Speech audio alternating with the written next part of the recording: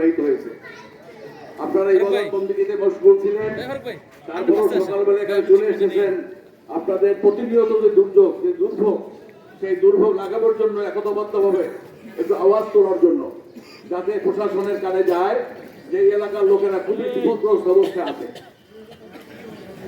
বাংলাদেশের ঐতিহ্যবাহী শিক্ষা প্রতিষ্ঠান তাহমিরুল মিল্লাত কামিল মাদ্রাসা এই রাস্তার পাশেই অবস্থিত। একটি পুরনো এলাকা যাত্রাবাড়ি অঞ্চলের লক্ষ লক্ষ মানুষের বসবাস এখানে। আগে কিছু ছোট ছোট ঘর ছিল, কিছু একতলা দোতলা বিল্ডিং ছিল। এখন এই রাস্তার দুই পাশে হাই রাইজ বিল্ডিং আমরা দেখতে পাচ্ছি। লক্ষ লক্ষ মানুষ এখানে বসবাস করে। এখানে এইসব বাড়িতে যারা থাকেন, ফ্ল্যাটে যারা থাকেন, তাদের সন্তান সন্ততিরা এখান থেকে বিভিন্ন স্কুল, কলেজ, মাদ্রাসা, বিশ্ববিদ্যালয়ে চলাচল করে, লেখাপড়া করতে হয়। কিন্তু আমরা দেখেছি যে যখনই এক পশলা বৃষ্টি হয়, সেই বৃষ্টির সাথে সাথে এই রাস্তায় হাঁটুর উপরে পানি উঠে যায়। গাড়ি, প্রাইভেট কার, লেগুনা সহ সমস্ত গাড়ি চলাচল করে, সেই গাড়িগুলো ডুবে যায়, এখান থেকে চলাচল করতে পারে না। তাতে এই সমস্ত ছাত্রদের, সন্তানদের শিক্ষা খুবই দুর্বিষহ হয়ে পড়ে এবং তারা নিয়মিত ক্লাসে উপস্থিত হতে পারে না। এটা একটা ব্যবসায়ী অঞ্চল। শীতের জন্য আপনারা জানেন আগে ময়বাজার ছিল এই দোকানগুলো, এখন সেটা এখানে চলে এসেছে। এলাকার শহর বর্ধিষ্ণু হচ্ছে, বেড়ে যাচ্ছে, ওদিকে যানজটের কারণে মানুষ যেতে পারে না, সেই কারণে মিঠাইবাগ এলাকার এই বাজার জমে গেছে। এই সময় এখানে হাজার হাজার ব্যবসায়ী আছে, তারা প্রতিনিয়ত দুর্ভোগের ভিতর পড়ে। যখনই বৃষ্টি হয় তখনই এই অবস্থা হয়ে যায়।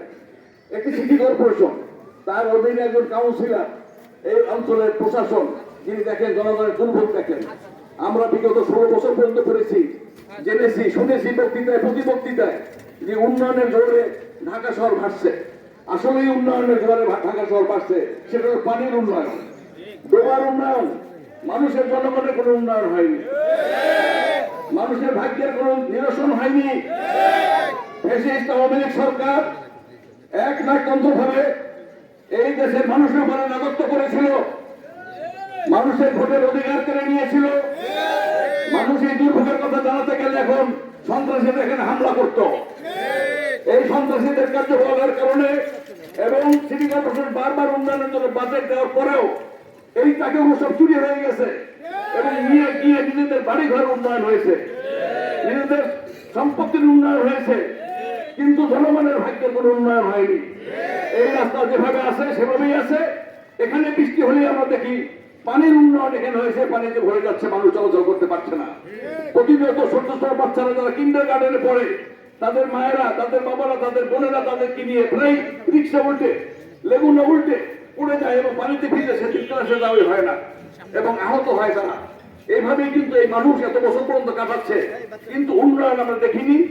এই রাস্তাটা এমন একটা বিপর্যস্ত অবস্থায় আছে যে মানুষেরও সব বৃষ্টি হলেই মনে করে কালকে আর কোথাও বের হওয়া যাবে না, এবং সেটা 1-2 ঘন্টার ভিতরে সেটা কমে যায় না, বরং 1 দিন, 2 দিন, 3 দিন এটা লাগে। তো সেই অবস্থার ভিতর দিয়ে এই উন্নয়ন, সেই উন্নয়নের টাকা কোথায় গেছে আপনারা জানেন? ফ্যাসিস্ট আওয়ামী লীগ সরকার শেখ হাসিনা যদি পালিয়ে যায়, আপনাদের মনে থাকার কথা, আপনারা সবাই রাজপথে ছিলেন, এই ফ্যাসিস্ট সরকারের বিরুদ্ধে আপনারা রাজপথে ছিলেন। সেই রাজপথে থাকা অবস্থা আপনারা দেখেছেন। এই শেখ হাসিনা যখন পালিয়ে যায়, সে পুরাতন এয়ারপোর্টে, তেজগাঁও এয়ারপোর্টে গিয়ে প্রথম জিজ্ঞেস করে আমার লাগেজ গুলো কোথায়। সে জনগণের কথা চিন্তা করেনি, এই দেশের মানুষকে তারা ভালোবাসেনি, তার লাগেজকে সে ভালোবেসেছে। কেন ওই লাগেজে এই দেশের সম্পত্তি গুলো, এই দেশের মানুষের টাকাগুলো, ব্যাংক লুট করে টাকাগুলো সে এবং তার বোন শেখ রেহানা এটা চুরি করে ওই লাগেজে ভর্তি করে আজকে ইন্ডিয়া নিয়ে যাচ্ছে। এটা রাজনৈতিক বক্তব্য নয়। তারা যে টাকা লুট করে নিয়ে গেছে এটা রাজনৈতিক বক্তব্য নয়। আজকে ব্রিটেনের একজন মন্ত্রী, যিনি শেখ হাসিনার বোনের ছেলে টিউলিপ সিদ্দিক, আজকে তিনি মন্ত্রিত্ব হারিয়েছেন এই দুর্নীতির কারণে। তার মা খালাকে সাহায্য করার কারণে তিনিও দুর্নীতিগ্রস্ত হয়েছেন এবং ইতিমধ্যে তিনি পদত্যাগ করতে ব্যর্থ হয়েছেন এবং তার বিচারের প্রক্রিয়া শুরু হয়ে গিয়েছে। সম্মানিত এলাকাবাসী, এইগুলো প্রমাণিত। আমরা চাই যে সমস্ত টাকা চুরি করে নিয়ে গেছে সেই টাকাগুলো উদ্ধার করা হোক এবং সেই টাকা দিয়ে এই এলাকার উন্নয়ন করা হোক, দেশের উন্নয়ন করা হোক।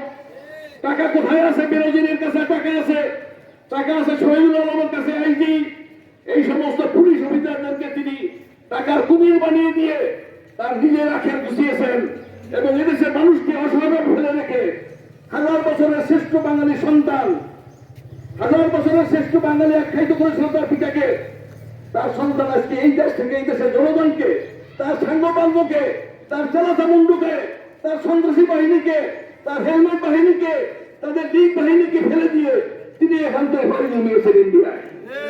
সেখানে গিয়ে তিনি আবার এখন হুঙ্কার মারার চেষ্টা করছেন। আমি সাবধান করে দিতে চাই, বক্তৃতা দিয়ে নয়, আপনি তো হাজার বছরের শ্রেষ্ঠ বাঙালির মেয়ে, সাহস থাকলে দেশে আসেন, দেশে এসে নির্বাচন মোকাবেলা করেন। এই নির্বাচনে আপনি আসেন, আপনার অস্তিত্ব খুঁজে পাওয়া যাবে না। আর সেই সৎ সাহস আপনার নাই। আপনার সাঙ্গপাঙ্গরা আজকে পালিয়েছে, ইঁদুরের গর্তে ঢুকেছে, তাদেরকে খুঁজে পাওয়া যায় না। যারা প্রতিনিয়ত চাঁদাবাজি করত, সন্ত্রাসী করত এবং তারা তাদের আখের গুছিয়ে তারাও এখন পলায়ন পর। সম্মানিত এলাকাবাসী, এই জন্য আমাদেরকে একতাবদ্ধ হতে হবে। এই ফ্যাসিস্ট রেজিম যাতে আর ফিরে আসতে না পারে, এই স্বৈরাচার যাতে আর ফিরে আসতে না পারে, সে ব্যাপারে আপনাদেরকে একতাবদ্ধ হতে হবে। ঐক্যবদ্ধ থেকে আমরা আমাদের দাবি পূরণ করব। আমাদের ভিতর বিভেদ সৃষ্টি করার চেষ্টা করা হচ্ছে। আমি সমস্ত রাজনৈতিক দল এবং যারা এই 36 জুলাইয়ের এই আন্দোলনে একতাবদ্ধ ছিলেন, এখনো রাজপথে আমাদেরকে একতাবদ্ধ থাকতে হবে এবং একতাবদ্ধ থেকে যাতে সামনের দিকে আমরা ওই রেজিমকে মোকাবেলা করতে পারি, ওই সন্ত্রাসের যাতে আর না আসতে পারে, সে ব্যাপারে আমাদেরকে ঐক্যবদ্ধ থাকতে হবে। সম্মানিত এলাকাবাসী, আমি সিটি কর্পোরেশনের প্রশাসনের দৃষ্টি আকর্ষণ করতে চাই। আপনার ঢাকা শহর সিটি কর্পোরেশনের যে বাজেট আছে, সেই বাজেটে টাকা থাকা অল্প থাকার কথা নয়। আমাদের এই এলাকার সমস্ত মানুষ প্রতিনিয়ত ট্যাক্স দিচ্ছে, হোল্ডিং ট্যাক্স দিচ্ছে, তার টাকার অভাব হবে কেন? হোল্ডিং ট্যাক্স দিয়ে যদি আমি শুকনো রাস্তায় হাঁটতে না পারি, আমার গাড়ি নিয়ে যদি আমি চলতে না পারি, আমার সন্তানকে নিয়ে যদি নিরাপদে স্কুলে যেতে না পারি, আমার সন্তানকে নিয়ে যদি আমি কলেজে ইউনিভার্সিটি যেতে না পারি, তাহলে এই দেশের থেকে আমাদের লাভ কি? এই এলাকা থেকে আমাদের লাভ কি? সেই জন্য আমাদেরকে সিটি কর্পোরেশন দৃষ্টি আকর্ষণ করছি। তিনি প্রশাসক আছেন, আপনি অবিলম্বে এলাকা সফরে আসেন, ভিজিট করেন, দেখেন আপনার এই এলাকায় কি উন্নয়ন আছে। যে অবস্থাগুলো আজকে আমি সাংবাদিক ভাইদের দৃষ্টি আকর্ষণ করবো, যে একটু বৃষ্টি হওয়া লাগে না, আজকে তো বৃষ্টি নাই, তারপর দেখেন রাস্তায় পানি আছে। এখানে এই পানির ভিতর দিয়ে ভাঙা রাস্তা, উঁচু নিচু, এবং রাতে প্রায় অ্যাক্সিডেন্ট হয়, লেগুনা উল্টে যায়, রিক্সা উল্টে যায়, মানুষ আহত হয়। এবং ড্রেনগুলো দেখেন, এই যে শহরের লাইনে যে ড্রেনগুলো আছেন আপনাদের সামনেই আছে, মুখ এটা কোনো ঢাকতে নাই, ঢাকতে নাই। মানুষ রাতের অন্ধকারে যখন এখান থেকে চলাচল করে, তখন এই ড্রেনের ভিতরে এই ইয়ের ভিতরে পড়ে যায়, পড়ে গিয়ে তারা আহত হয়। এই জন্য অবিলম্বে অল্প সময়ের মধ্যে আপনি এলাকায় আসেন এবং এসে দেখেন এবং এটা প্রয়োজনীয় সংস্কারের ব্যবস্থা গ্রহণ করেন। অন্তত মানুষ যাতে একটু চলতে পারে। সামনে রমজান মাসে মুসলিমরা তারাই পড়তে যাবে, মুসলমানরা তারাই পড়তে যাবে। ইফতারের সময় প্রচন্ড যানজট সৃষ্টি হয় এখানে।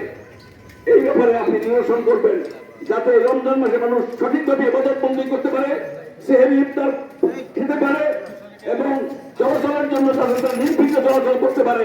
সে